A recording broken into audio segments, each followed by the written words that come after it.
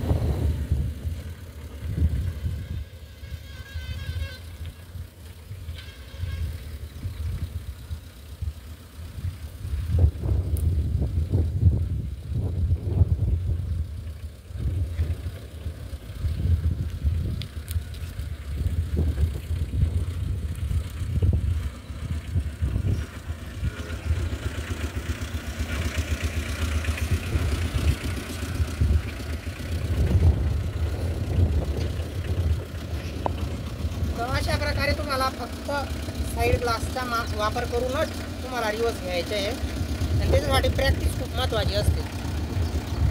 धन्यवाद.